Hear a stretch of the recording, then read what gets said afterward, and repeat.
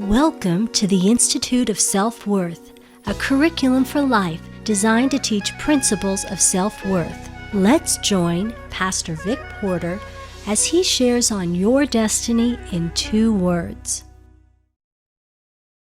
Today we're going to begin teaching again on your destiny in 2 words, being unthankfulness or thankfulness. And from what we said, the previous, we've talked out of Hebrews chapter 11 and verse number 1, now faith is. If you'll stop and think with me just for a moment, now is suggesting that there's something previous. Now faith is. It's like when you drive up to a building and you're wanting to go inside the building, but you don't have a key, and you try to unlock the door, you try to get in, and it just doesn't work. And someone comes up with a key and they hand you the key. Now you can unlock the door to go into the building. Now look at this, verse number 39 of Hebrews chapter 10, verse 39, Vic's translation, when you renew your mind to the believing of the saving of your soul, now you have the key to operate in faith. It's not until you renew your mind that you can actually operate in faith. Faith is the operation and the trusting of that you have a picture of through hope that you can actually obtain. But until your mind, till your soulish man has developed a picture of the things hoped for and what belongs to you, you have nothing to empower you to get there. Faith is the empowerment to get to where you're going, to the things that you've hoped for. Now, let's go over to 2 Corinthians. 2 Corinthians chapter 4 and verse number 18. We've already commented on this verse, but we're going to make it, more plain, just as simple as we can get it.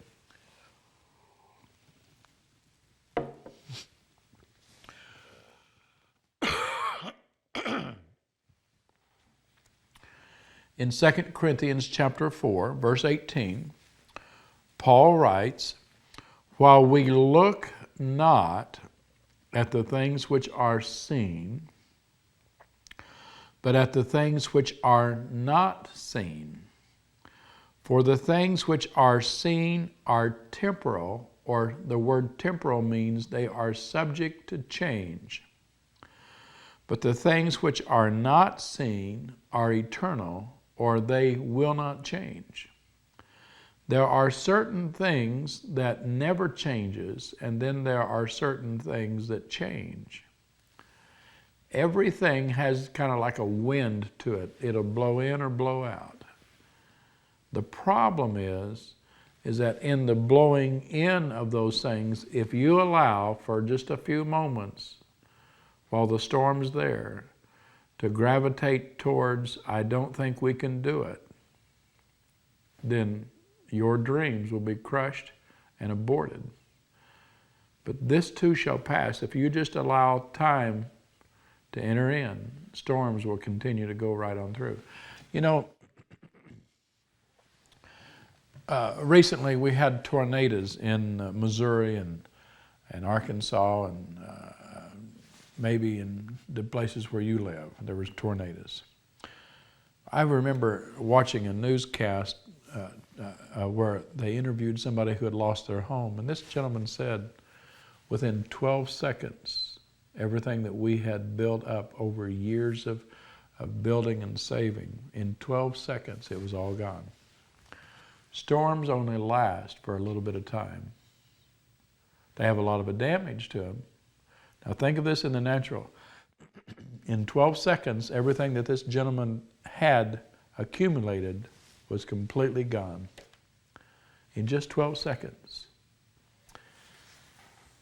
It may take a little bit longer, spiritually speaking, for things to be gone, your dreams, your hopes, your desires. But it's just a storm. Hang on to what you want, not what you see.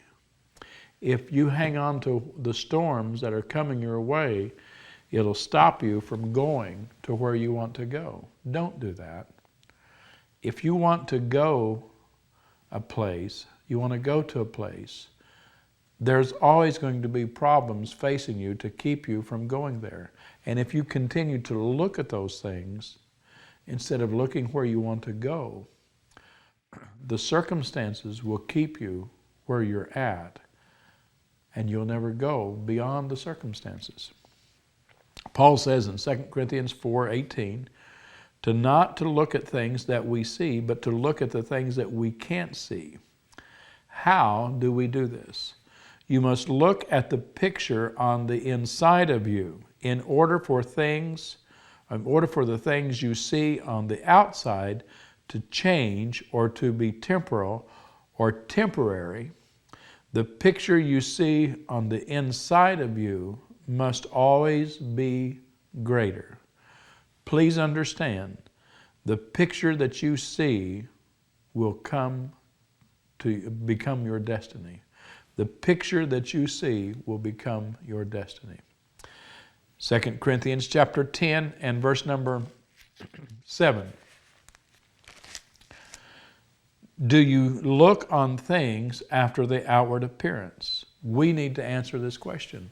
I want to ask you this question. Are you still looking on things after the outward appearance?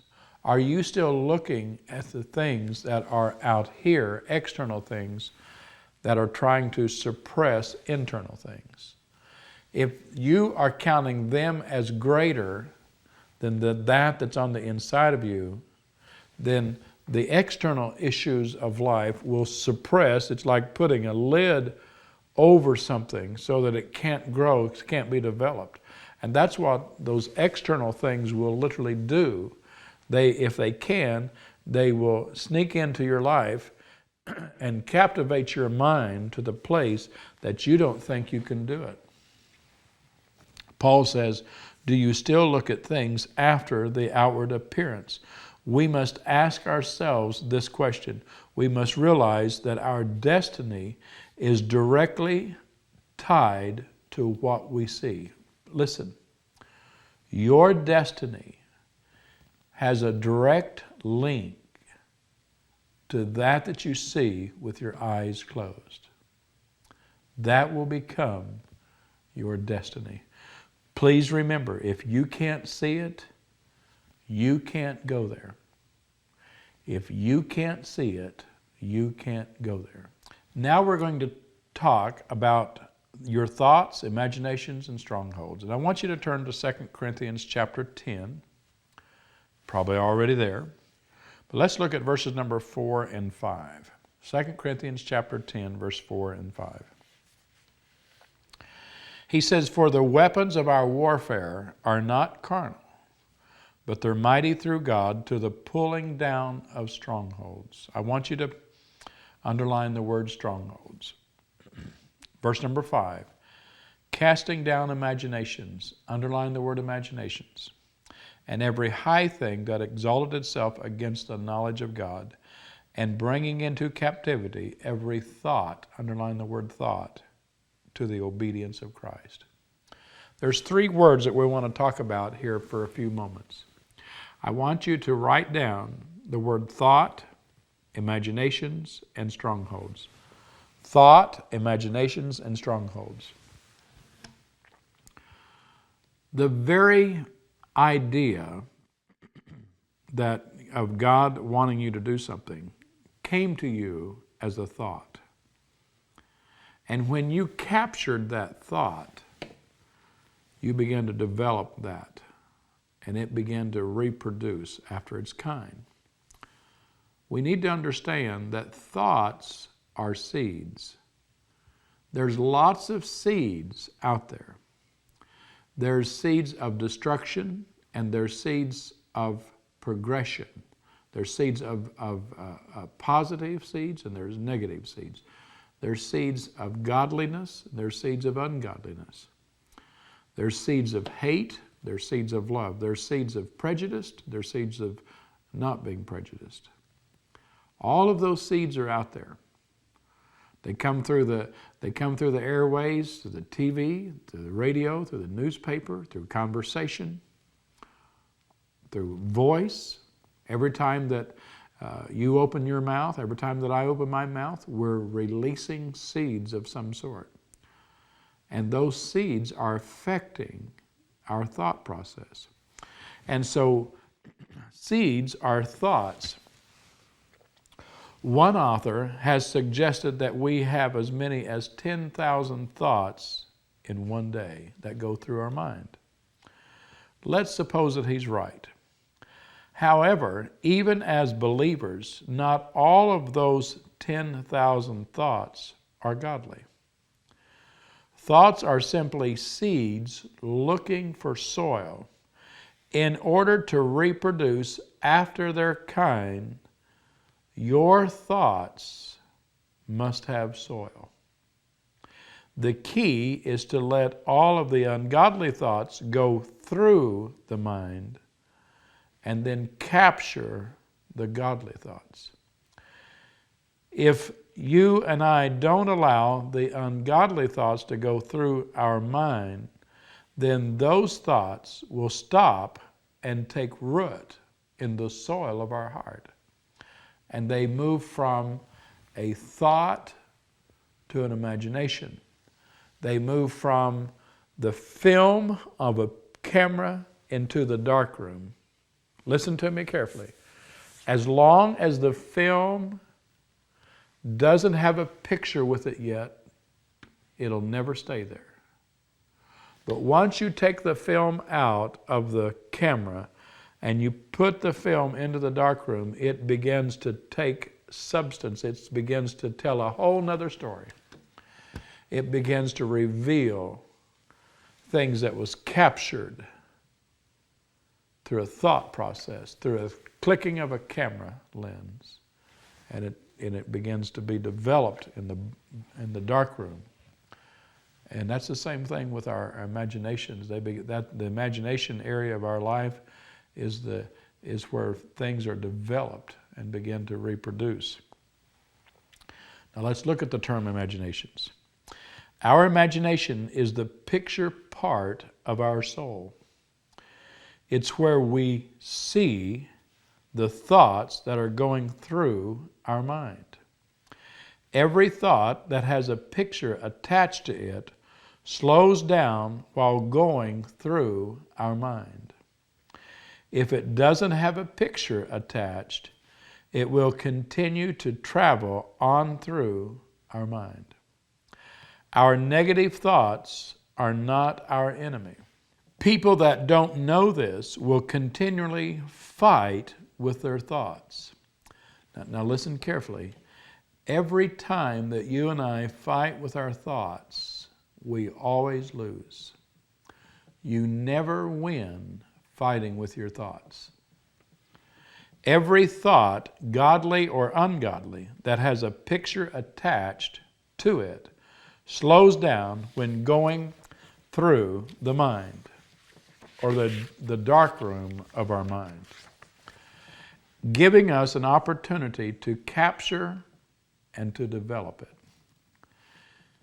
The thought that we dwell on or allow to be developed in our imaginations will become our destiny.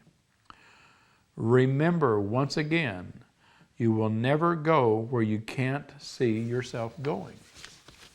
We must understand that. It's a thought